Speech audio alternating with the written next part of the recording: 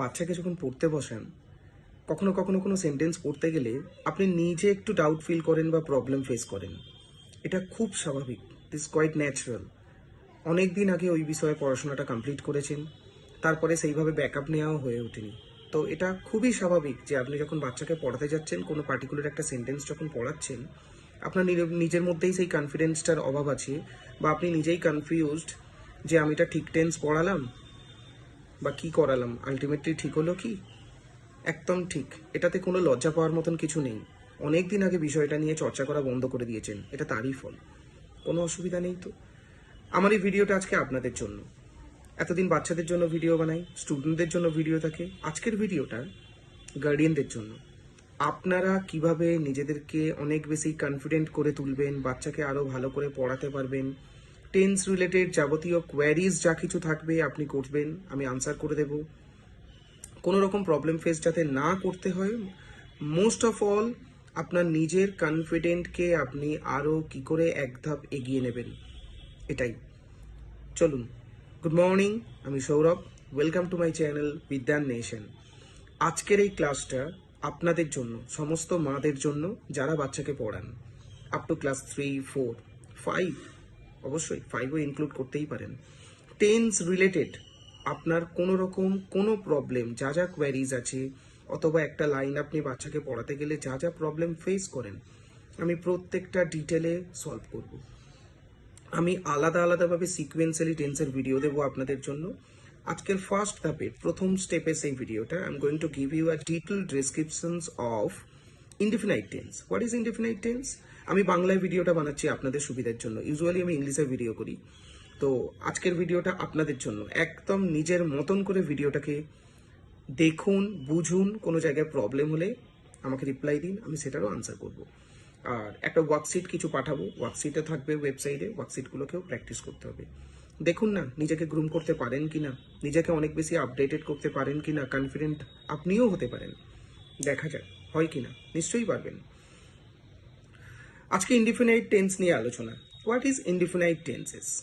দেখুন, টেন্স মানে এইটুকু তো আমরা জানি, শিখে এসেছিলাম। আমি একদম সহজ করে আপনাদেরকে বলছি, কোনো বুকিজ ল্যাঙ্গুয়েজ নয়, কোনো আদার্স ল্যাঙ্গুয়েজ নয়, একদম সহজ করে বলছি।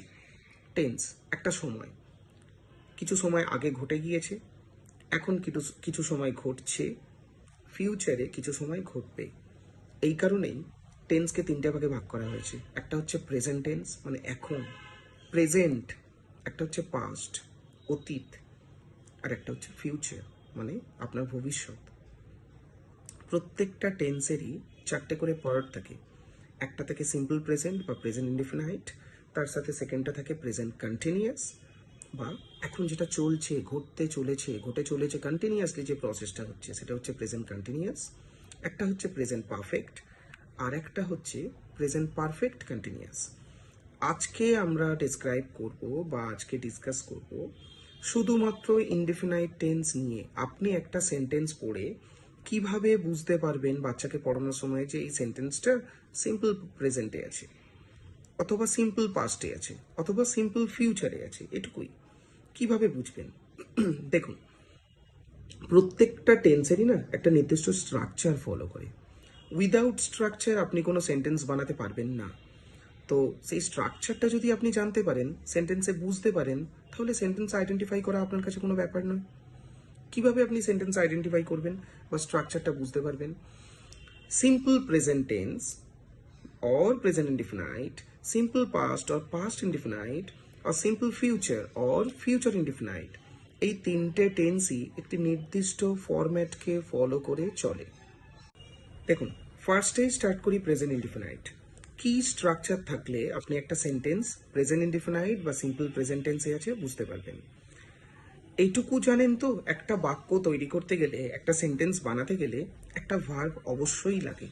আপনি একটা সাবজেক্ট ছাড়া ভার্ব সেন্টেন্স বানাতে পারবেন, আপনি একটা অবজেক্ট ছাড়াও সেন্টেন্স বানাতে পারবেন, কিন্তু আপনি ভার্ব ছাড়া কোনো সেন্টেন্স বানাতে পারবেন না। আপনাকে সেন্টেন্স বানাতে গেলে একটা ফাইনাইট ভার্ব অবশ্যই অবশ্যই লাগবে। ফাইনাইট ভার্ব কী করে চিনবেন তাহলে?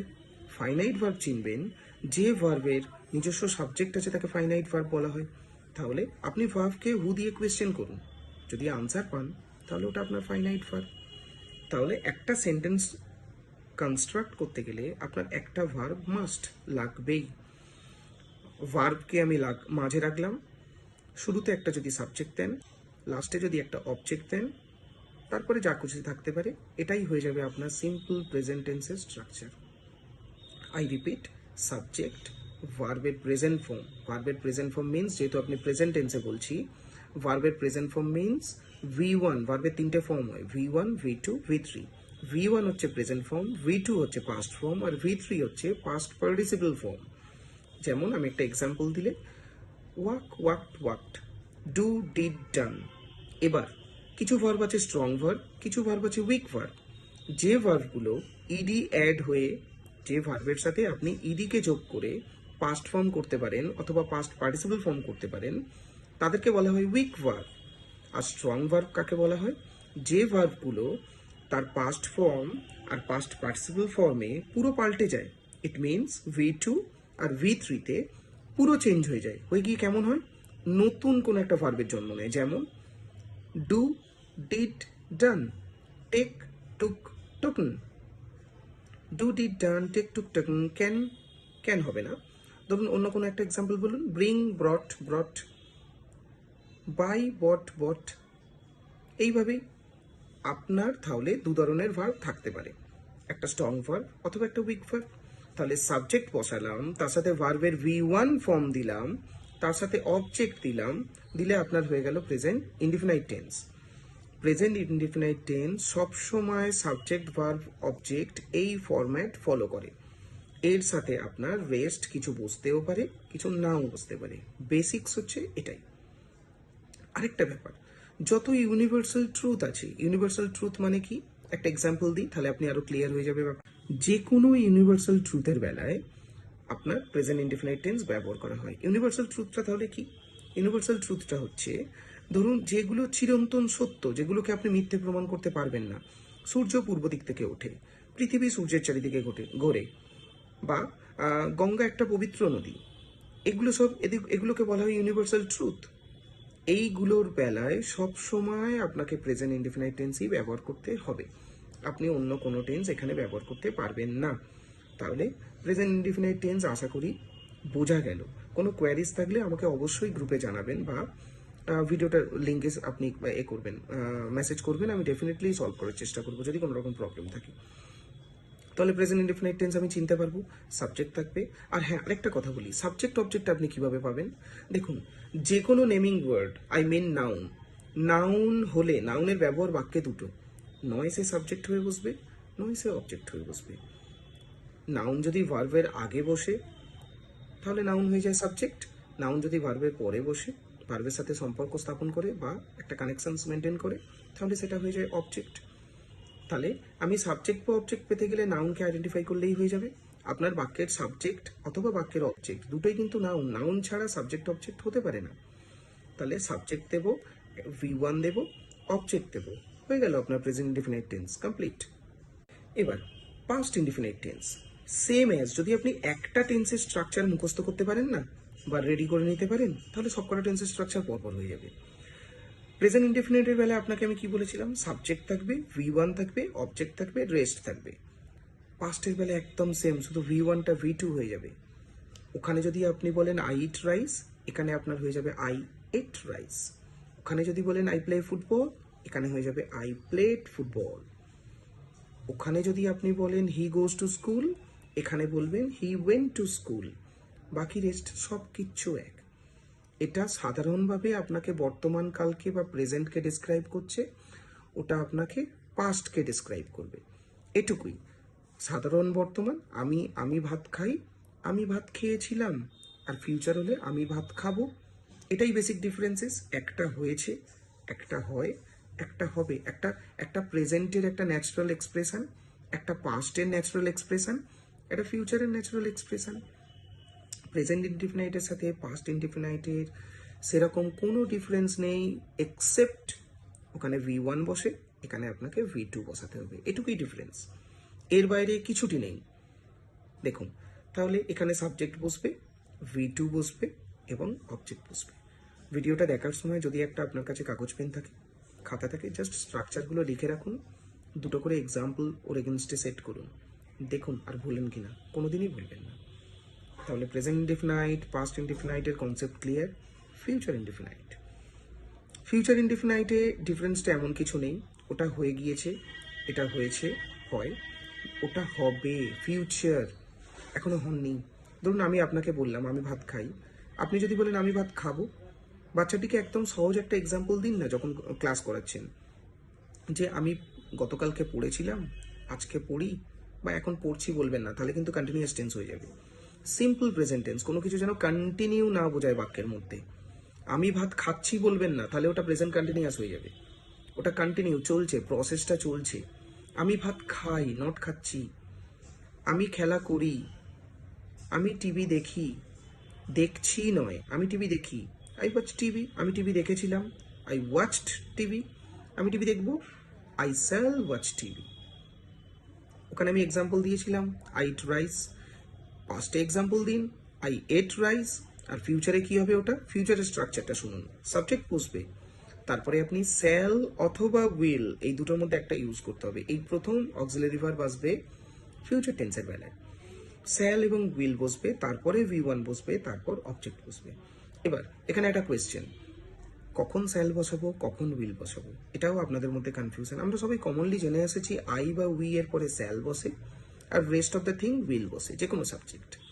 এখানে একটা ব্যতিক্রম আছে। কি ব্যতিক্রম বলুন তো? আপনি আই বা উই এর পরে স্যাল বসালেন, বাকি সব কিছুর পরে উইল বসালেন, কিন্তু আয়ের পরেও উইল বসতে পারে। এটা এরকম নয় যে আই আর উই এর পরেই সবসময় স্যাল বসবে আর বাকি সব কিছুর পরে উইল বসবে। ধরুন আপনি বললেন আমি ভাত খাবো, বা আমি আমি অঙ্কটি করব। যদি আপনি এইভাবে বলতেন সিওরিটি দিয়ে বা নিশ্চিত করে, যে কাজটা আপনার ফিউচারের নিশ্চিত না, তখন আপনি স্যালের জায়গায় উইল ইউজ করে দিতে পারেন। আই শ্যাল ডু দ্য সাম, আমি অঙ্কটি করব। আই উইল ডু দ্য সাম, আমি অঙ্কটি করবই। সিওরিটি বোঝাচ্ছে, মাস্ট। সেক্ষেত্রে আপনি স্যালের জায়গায় উইল, ওটা একটা ডিফারেন্ট পার্ট, ওটা আপনি পরে শিখবেন, ওটা নিয়ে বদার করার কোনো প্রয়োজন নেই। আপনি সিম্পল জানুন আই আর উই এর পরে স্যাল বসে, rest of the thing will বসে। কখনো কখনো আয়ের পরে উইল বসতে পারে, সেটা একটা ডিফারেন্ট ইস্যু, সেটা একটা ব্যতিক্রম নিয়ম। ওটা বদার করার দরকার নেই আপনার। তাহলে সাবজেক্ট বসছে, স্যাল বা উইল বসছে, তার সাথে V1 বসছে, তার সাথে অবজেক্ট বসছে। তাহলে আমি ভাত খাই প্রেজেন্ট টেন্স, আমি ভাত খেয়েছিলাম পাস্ট টেন্স, আমি ভাত খাবো future tense. I eat rice, I ate rice, I shall eat rice. Ram goes to school, Ram went to school, Ram will go to school. Okay, বোঝা গেল? এটাই হচ্ছে অল অ্যাবাউট ইনডেফিনাইট টেন্সেস। এবার বলুন, আপনি যখন বাচ্চাকে পড়াবেন কোনো সমস্যা হবে যদি এই ধরনের সেন্টেন্স আপনি আপনার ওয়ার্কবুকে বা বাচ্চার ছোট্ট ইংলিশ বইটায় যদি আপনি কোনো সেন্টেন্স পান, সেন্টেন্সটা যদি আপনি আইডেন্টিফাই করে নিতে পারেন এটা কোন টেন্সেস, তাহলে আপনি কি নিজের মধ্যে কনফিডেন্স গ্রো করতে পারবেন না? আপনি বলুন। কনফিডেন্স ডেফিনেটলি গ্রো হবে, আপনি ডেফিনেটলি পারবেন, আপনি না পারলে কেউ পারবে না, এটা মনে রাখবেন সবসময়। আপনি পারবেন। ছেড়ে দিয়েছেন তো কি হয়েছে, অনেক আগে ছেড়ে দিয়েছেন, পারবেন না। আপনি ভয় পাচ্ছেন, বাচ্চাকে টিচার দিয়ে দিয়েছেন। নিজে পড়ান, এক্ষুনি টিচার দেওয়ার দরকার নেই। নিজে একটু বাচ্চাকে সময় দিন। বাচ্চা এটাই চায়, আপনি ওকে সময় দিচ্ছেন। এর বাইরে বাচ্চা কিছু চায় না। শিখে যাবে, খুব তাড়াতাড়ি শিখবে, আপনিও শিখে যাবেন। আর ইনডেফিনাইট টেন্স নিয়ে আমি প্রেজেন্ট, পাস্ট, ফিউচার তিনটেই বললাম। যদি কোনো রকম প্রবলেম থাকে বা আপনার কোনো রকম কোয়ারিজ থাকে, আপনি ভিডিওর কমেন্টে গিয়ে কমেন্ট করুন, আমি ডেফিনেটলি আনসার করব। আর কন্টিনিউয়াস টেন্সের ভিডিও একটা ডিফারেন্ট ভিডিওতে আসবে। Okay, then thank you watching for me. Thank you.